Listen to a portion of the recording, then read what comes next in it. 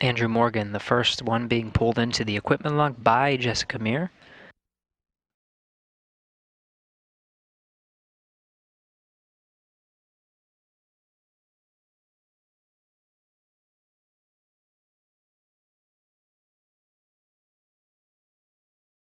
This is the 224th in support of space station assembly and maintenance. It's the 11th spacewalk that's been conducted at the space station this year.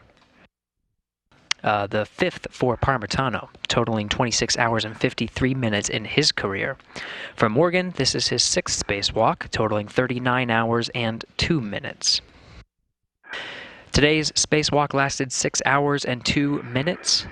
That brings the total spacewalking time through space station assembly and maintenance to 58 days, 15 hours, and 43 minutes of spacewalking time.